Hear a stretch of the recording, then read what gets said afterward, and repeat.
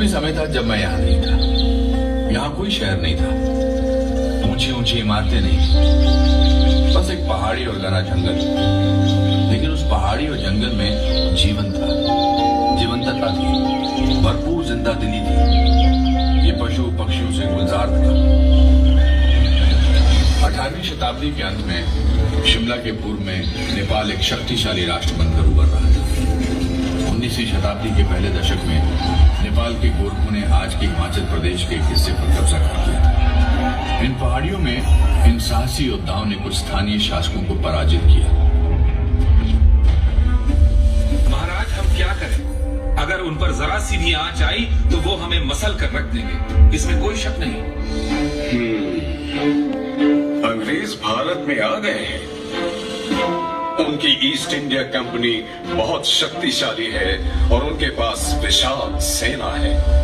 चलिए उनसे सहायता मांगते हैं। उनका मदद करें, अठवाए। ईस्ट इंडिया कंपनी के डायरेक्टर्स हमें लोगों का सहायता करने के लिए पैसा नहीं देते। हम यहाँ कंपनी के शेयर होल्डर्स के लिए पैसा कमाना आए हैं, ताकि सुदूर पहाड़ियों में किसी का मदद करने के लिए। कुछ वर्षों तक कंपनी शांत रही, हिमालय की निचली पहाड़ियों में भारी परिवर्तन होते देखती रही। फिर पूरे यूरोप और भारत के अन्य हिस्सों में कई ऐसी घटनाएं घटी जिनके चलते ब्रिटिश को इन पहाड़ियों में सेनाएं भेजनी पड़ी।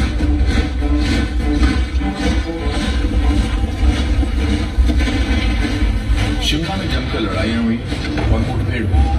पहाड़ी राजाओं और अंग्रेजों की जीत हुई और सन 1815-16 में गोरखा युद्ध समाप्त हुआ। 2 वर्षों के भीतर ही ईस्ट इंडिया कंपनी की सेना के अधिकारियों ने इन पहाड़ियों को घूमना टटोलना शुरू कर दिया।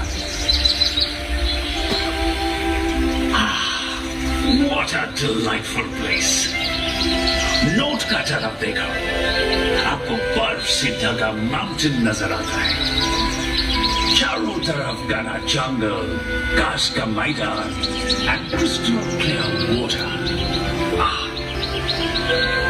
सर, क्यों ना हम यहाँ घर बनाएं?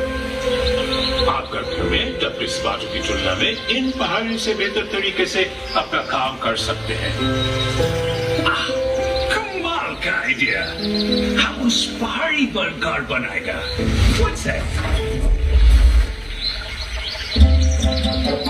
1822 में मेरे बनने से कुछ दशक पहले कैप्टन चार्ल्स प्रैट कैनेडी ने पहला स्थायी घर बनाया, जहां आगे चलकर शिमला शहर बसा।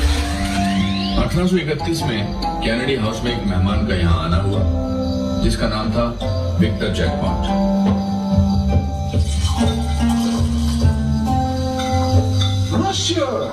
ये गांव तो राइसो, निकामो और रोकियो के लिए एक रिसोर्ट है। मोसियो जैकमॉन्ट, एक बॉटनिस्ट होकर भी आप कितना अच्छा मजाक करते हैं। शुक्रिया कैप्टन केनेडी, मुझे हफ्तों से पानी का स्वाद नहीं मिला है। आपका भरा हुआ सेलर देख के मजा आ गया।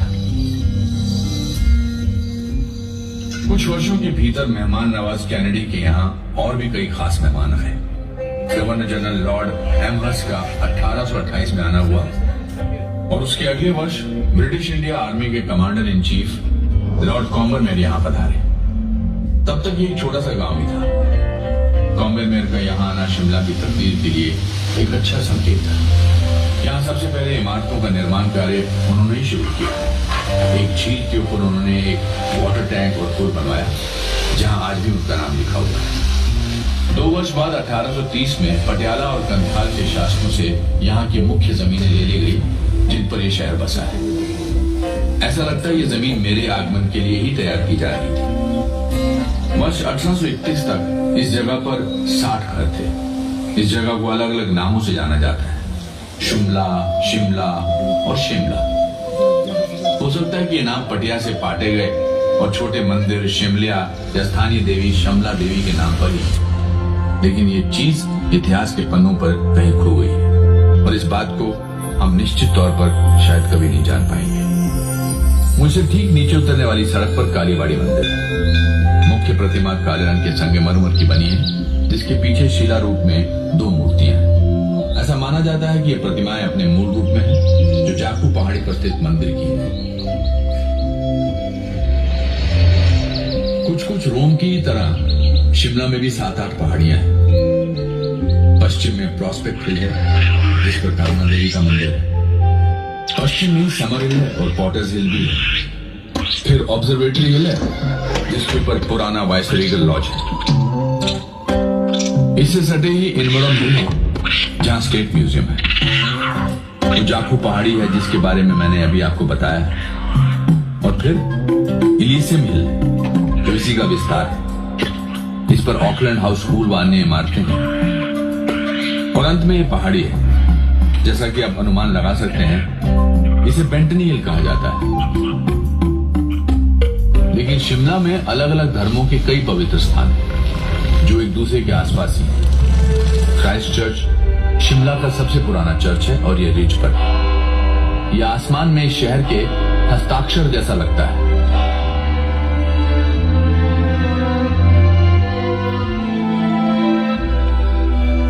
यहां से ठीक ऊपर की पहाड़ी पर आज जिस जगह ग्रैंड होटल है, 1829 में British governor general William Bentinck के रहने के लिए बेंटिक कासल बना था।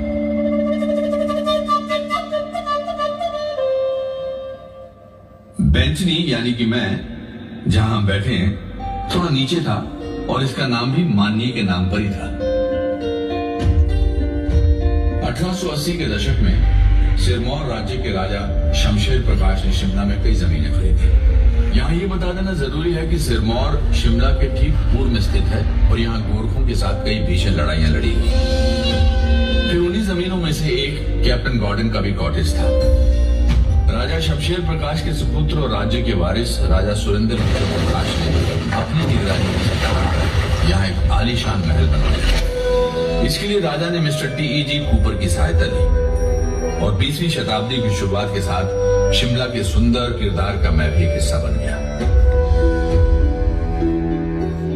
अब मुझे करीब से देखिए, मैं पूरी दरिया दिल्ली के साथ बना हूं। मेरे सामने का हिस्सा वास्तुशिल्प कला का अनूठा नमूना है। मेरी बेल बूटेदार सजावटें और तराशे गए दीवार गिर देखने में एल्प्स की इमारतें जैसे लगते हैं। मेरी छत पर बुर्ज बने हुए हैं और बरामदे के ऊपर पगोड़ा है, जिसमें सरदोजी का काम किया गया है। मेरी गिनती शिमला की प्रसिद्ध इमारतों में होती है। किसी ने मुझे सिरमौरी ब्रॉक शैली का अद्भुत रूप बताते हुए मेरी और मुझे बनाने वालों की उत्तम प्रशंसा भी की। साल दर साल बीतते चले गए और मेरी उम्र बढ़ती गई। मेरे किरदार में कई पहलू जुड़े। दोनों विश्व युद्धों के दौरान सिरमौर के राजाओं ने अंग्रेजी सरकार के सैनिकों के लिए मेरे उपयोग की।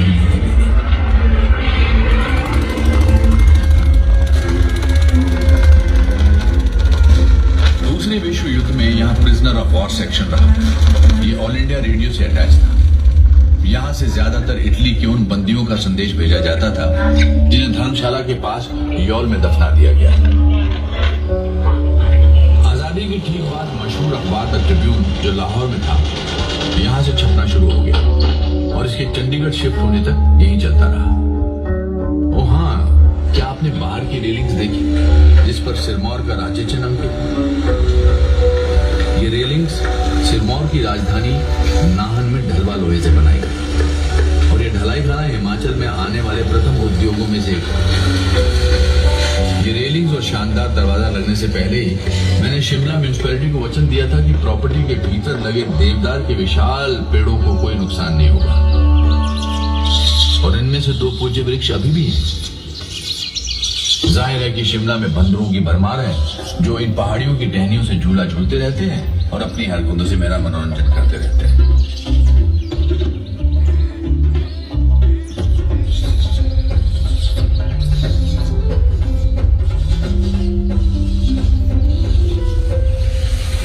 भारत की आजादी के ठीक पहले मुझे दरभंगा महाराजा के हाथों सौंप दिया गया। 1957-58 में दरभंगा के महाराजा सर कामेश्वर सिंह ने पंजाब सरकार को एक प्रॉपर्टी किराए पर दी। शुरू में पंजाब सरकार की कई विंग्स और बाद में हिमाचल की पुलिस कई वर्षों तक यहां रही। शिमला इतना भव्य था कि ये हिल स्टेशन की क्वीन कहलाता था। मेरे सामने वाली सड़क के उस पार टेलीफोन एक्सचेंज है और टेलीग्राफ ऑफिस है। ये दुनिया के पहले ऑटोमेटिक टेलीफोन एक्सचेंज में से एक था। पास ही में YWCA है और इस जगह पर कभी मौसम विज्ञान का कार्यालय था।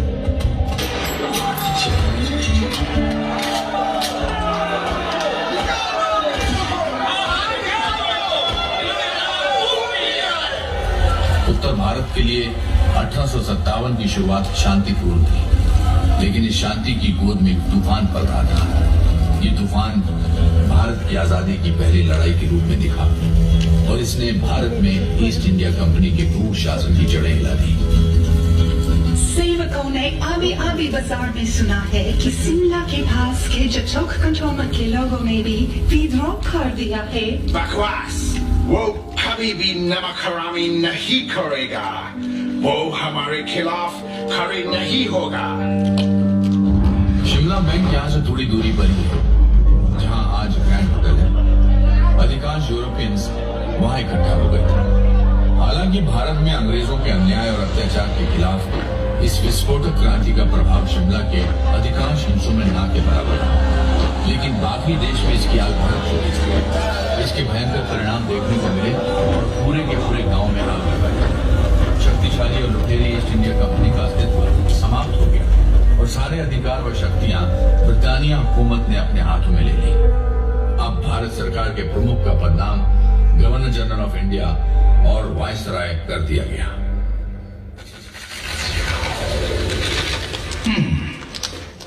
मुझको लगता है कि भारत का secretary of state sir Charles Wood Shimla को सब कैपिटल बनाने को मान जाएगा। I cannot stand the heat। और मैं भारत में इसको काफी जीत चुका है। सर जॉन, उस उमस भरा कलकत्ता का गर्मी में जितना काम हम 10 दिन में पूरा करेगा, वो तो यहाँ 1 दिन में हो जाएगा। 1864 में सर जॉन लॉरेंस के वायसराय बनने के बाद शिमला शहर आधिकारिक रूप से भारत की ग्रीष्मकालीन राजधानी बन गया। हालांकि इसे समर कैपिटल का नाम तो दिया गया, लेकिन वर्ष के अधिकांश समय सरकारी कामकाज यहीं से होता था और फिर जाड़े के महीनों में शिमला से कोसों दूर कलकत्ता चला जाता था और उसके बाद नई दिल्ली। ये गांव शक्ति का केंद्र बन गया था। वायसराय के शिमला के थंडर क्लाउड हाउस से धरती पर मनुष्य की आबादी के 5वें हिस्से पर शासन चला करता था। क्या कोई लड़ाई चल रही है बाबा? इतने सारे लोग हाथियों और घोड़ों पर बड़े-बड़े बक्से लादकर कहाँ ले जा रहे हैं? वो बस भारत सरकार की फाइल्स और पेपर्स कलकत्ता से शिमला और शिमला से कलकत्ता ले जा रहे हैं। ओह, क्या तुम्हें पता है कि जब भारत सरकार कोई फैसला लेना नहीं चाहती तो वो क्या करती है? क्या करती है बाबा? फाइल पर एक टिप्पणी कर दी जाती है। कलकत्ता में चर्चा करें या शिमला में चर्चा करें और इस तरह वर्षों बीत जाते हैं। अच्छा, और तब तक उस अधिकारी के रिटायर होने या वापस इंग्लैंड जाने का समय हो जाता है। ओह, ऐसी बात। यदि आप कुछ बनना चाहते हैं तो शिमला जाइए। यदि आपको किसी से शादी करना है तो शिमला जाइए। ये ब्रिटिश एम्पायर के सबसे शानदार आउटपोस्ट है और वाइसरीगल लॉज का न्योता कभी भी मत ठुकराना। शिमला में अपनी तकदीर आजमाने वाले आकर्षक नवयुवकों का जमावड़ा लगता है। यहाँ ग्रास विडोज यानी कि अपने पति द्वारा छोड़ दी गई या पति से दूर रह रही ऐसी शादीशुदा औरतें आती थी जो मैदानों की तपती धूप और अपने पतियों दोनों से ही छुटकारा चाहती थी। फिशिंग फ्लीट के सदस्यों के रूप में अविवाहित ब्रिटिश नवयुवती पानी के जहाजों से यहाँ पतियों की तलाश में उनकी यात्रा इन पहाड़ों के इन संकरे रास्तों के पीछे आकर समाप्त हो जाती है। वहाँ ब्लैक हार्ट्स नामक एक गुप्त क्लब था जिसके सदस्यों को ओपन रिलेशनशिप में रहने की छूट नहीं थी, लेकिन इसके उलट खुले संबंधों को कभी रोका नहीं जा सका। इस महीने पिकनिक, डांस, थिएट्रिकल्स आदि कई बार हुए और मैंने जमकर मजा किया। रुडयार्ड किपलिंग ने शिमला से अपनी आंट को लिखे एक पत्र में यही बात कही। भविष्य के नामी लेखक और नोबेल पुरस्कार विजेता किपलिंग किपलिंग ने शहर के गौरवमयी वर्षों के बारे में लिखा। उन्होंने शिमला से साहित्य के कुछ अमर किरदार रचे, जैसे कि मिस हॉक्सबी। मिस हॉक्सबी असली जिंदगी से जुड़ी किरदार थी और इनमें साम जैसी धूर्तता, मर्दों जैसी तर्कशीलता, बच्चों जैसी निर्भीकता और औरतों का प्रिय चरित्र सभी मौजूद थे। रुडयार्ड किपलिंग इस शहर से जुड़े बड़े साहित्यकारों में अकेले नहीं थे। समय के साथ इस सूची में कई बड़े नाम जुड़े, जिसमें नोबेल पुरस्कार विजेता और भारत के राष्ट्रगान के रचयिता रविंद्रनाथ टैगोर शामिल रहे। एम काय, इदरीश शाह, निर्मल वर्मा, कृष्णा सोबती, मोहन राकेश, भीष्म सानी और रस्किन बॉन्ड जैसे लेखकों और उपन्यासकारों का संबंध भी शिमला से रहा। एमेच्योर ड्रामेटिक क्लब के सदस्य पेशे से कलाकार हैं, और उनमें से कुछ शौकिया तौर पर सरकारी नौकरी में हैं। किसी भी प्रोफेशनल कंपनी के लिए सिनेमा में कोई गुंजाइश नहीं है, क्योंकि स्थानीय शौकिया कलाकार किराए पर थिएटर नहीं देने वाले। इसका कारण ये है कि वो हमेशा रिहर्सल करते रहते हैं और भूमिकाएं बदलते रहते हैं, और उनमें प्रमुख भूमिकाओं को लेकर लगातार टकरार होता रहता है। 20वीं शताब्दी के शुरू में लेखक डोज ने शिमला के मशहूर एमेच्योर ड्रामेटिक क्लब के बारे में यही कहा था। वाइसरेगल लॉज के आर्किटेक्ट हेनरी अर्विन ने टाउन हॉल को भी डिजाइन किया था। गॉथिक शैली में निर्मित विशाल टाउन हॉल 1887 में बनकर तैयार हुआ। इस इमारत में गेटी थिएटर और क्लब के अलावा अन्य संस्थाएं भी थी। इस थिएटर में अनगिनत जानी मानी हस्तियों ने अपने कार्यक्रम प्रस्तुत किए और यहाँ से कई कलाकार अपने करियर में ऊंचाइयां छू चुके हैं। वाइसराय लॉर्ड लिटन ने वॉलपोल नामक नाटक लिखा। बॉय स्काउट मूवमेंट के संस्थापक रॉबर्ट बेडन पावल और रुडयार्ड किपलिंग व मैरी मार्गरेट जैसे लेखक यहाँ अभिनय कर चुके हैं। कलाकार अमृता शेरगिल 7 वर्षों तक शिमला में रही। उन्होंने भी युवावस्था में यहाँ अभिनय किया। ऐसा माना जाता है कि गायक के.एल. सहगल ने अपना पहला सार्वजनिक कार्यक्रम गेटी में ही प्रस्तुत किया। कैंडल्स, पृथ्वीराज कपूर, अनुपम खेर और कई अन्य नाम इस महान थिएटर से जुड़े हैं।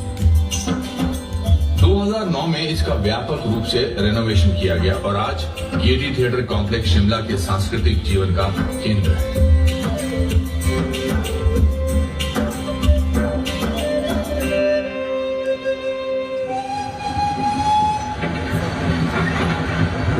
उन्नीसवीं शताब्दी के अंत में दुनिया तेजी से बदल रही थी।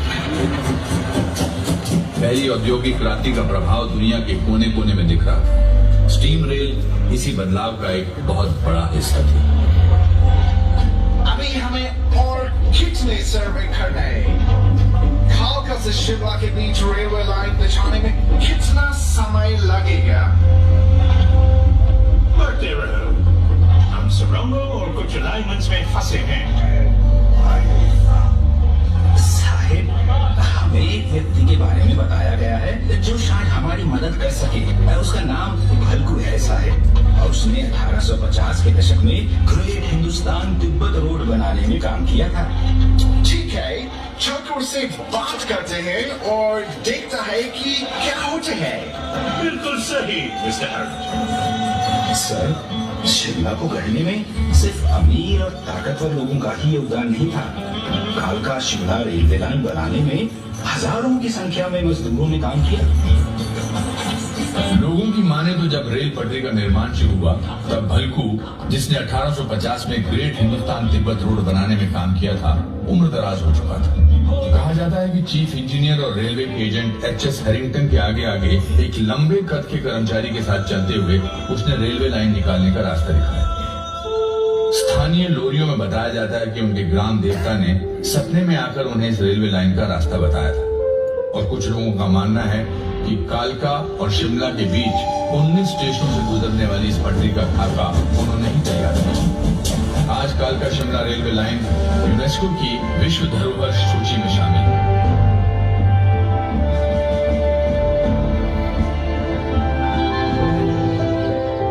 ये बहुत अच्छा बात है कि रेलवे लाइन बिछ गया है, लेकिन हमारा सामने काफी चिंताजनक स्थितियां हैं। ब्रिटिश राज को हाथी की तरह नहीं चलाया जा सकता है। एनाडेल में गर्मी का ये बेहद सुहावना दिन है। हमारे चारों ओर फैले देवदार के ये सुंदर पेड़ इस माहौल को काफी खुशनुमा बनाते हैं। वाइस रॉयल लॉर्ड कर्जन के साथ इस पवेलियन में मौजूद होना हमारे लिए सौभाग्य की बात है। क्यों मिस्टर यंग हस्बैंड, आपकी क्या राय है? बिल्कुल, मैं सचमुच यहाँ एक बहुत बड़े काम से आया है।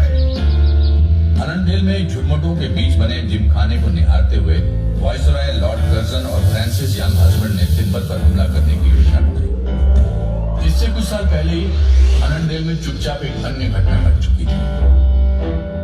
ऐसा माना जाता है कि एलन ऑक्टेवियन ह्यूम यहाँ पिकनिक मनाने आए थे, जहाँ उनके मन में एक ऐसा संगठन बनाने का विचार आया जिससे अंग्रेजों और भारतीयों को करीब लाया जा सके।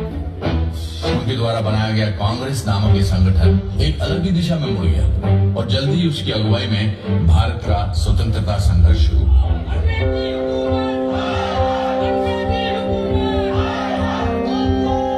एक बात और, डुरंट फुटबॉल टूर्नामेंट जो आज भी खेला जाता है की शुरुआत अरंडेल से हुई।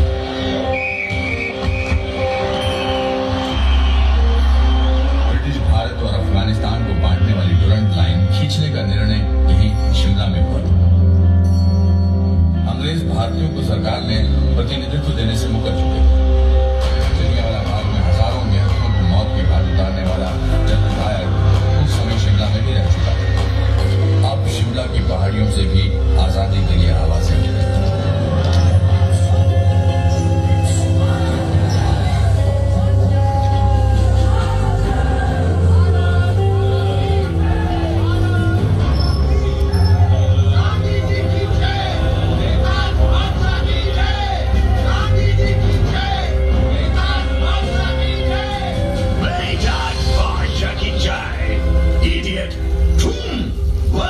सबसे पावरफुल गवर्नमेंट को हराने का ड्रीम करता है। वंदे मातरम! वंदे! मैंने इस पहाड़ी से देखा है कि हजारों वर्षों की हुकूमत कैसे सिर्फ 3 दशकों के भीतर समाप्त हो गई। 1921 में भारत के ब्रिटिश वाइसरॉय लॉर्ड रेडिंग ने गांधी जी को शिमला आने के लिए निमंत्रण दिया था। उसी वर्ष दिसंबर में प्रिंस ऑफ वेल्स के आगमन के पूर्व भारत में शांति का माहौल कायम करने की कोशिश में ये बैठक बुलाई गई थी। दमनकारी रॉलेट एक्ट 1919 के विरोध में देश भर में गांधी जी द्वारा चलाए जा रहे आंदोलन की लहर से अंग्रेजी राज पहले ही घबराया हुआ था। इस काले कानून के तहत किसी भी भारतीय को बिना कोई कारण बताए अनिश्चित समय के लिए जेल में डाला जा सकता था। उनका कहना था, नो दलील, नो वकील, नो अपील।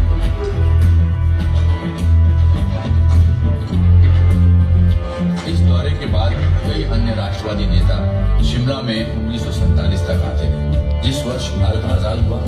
पंडित नेहरू, सी राजगोपालाचारी, सरदार पटेल, सुभाष चंद्र बोस, मदन मोहन मालवीय, अब्दुल गफ्फार खान, गोविंद वल्लभ भाई पंत और मौलाना आजाद ने नियमित रूप से यहाँ रह रहे अंग्रेज उच्चाधिकारियों को जनमत से अवगत कराया। कुछ समय के लिए पाकिस्तान के निर्माता मोहम्मद अली जिन्ना का भी शिमला में एक घर था।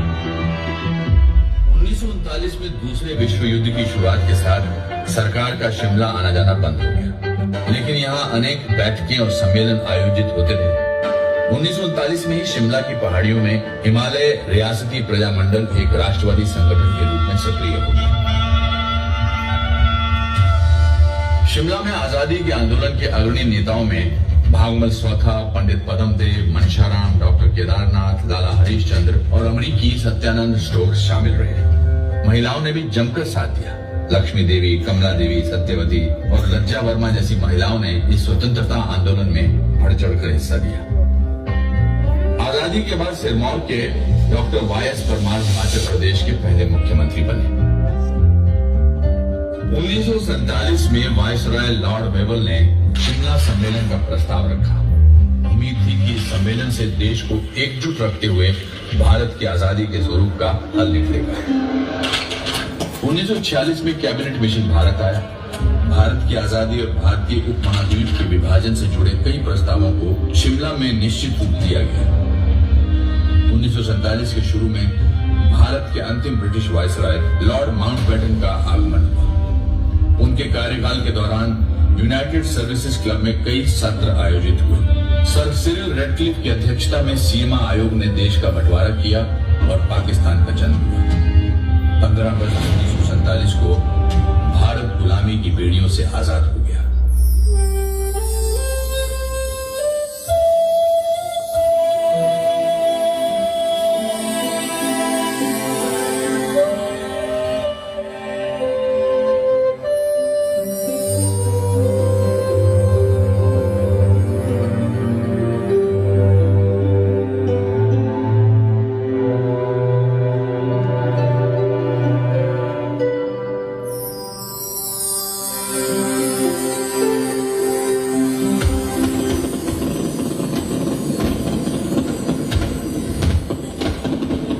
तेजी से वर्ष दर वर्ष बीतते चले गए और 1 नवंबर 1966 को शिमला पंजाब से अलग होकर हिमाचल प्रदेश की राजधानी हुई। फिर 1972 में बांसकोट में भारत और पाकिस्तान के बीच शिमला समझौते पर हस्ताक्षर हुआ। बांसकोट ही आज का राजभवन है। विस यूनिटा फोर्टियर यानी एकता में बल। पहले के सिरमौर रियासत का यही ध्येय वाक्य था, जिनका राज्य चिन्ह इस आलीशान इमारत की रेलिंग्स पर अंकित है। और शिमला या शिमला, इस बारे में क्या कहें? आप किसी भी नाम से इस जगह को पुकार सकते हैं। कुछ ही ऐसे देश होंगे जहां के किसी अकेले शहर का इतिहास शिमला जैसा समृद्ध है।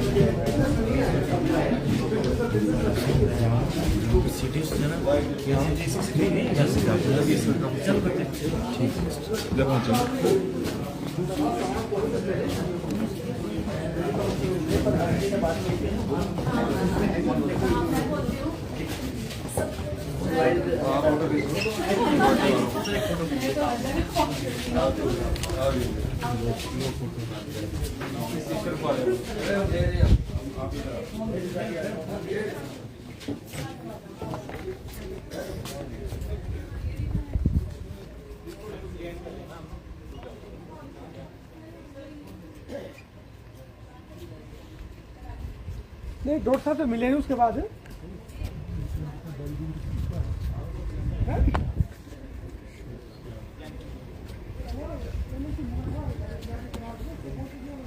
इधर आओ।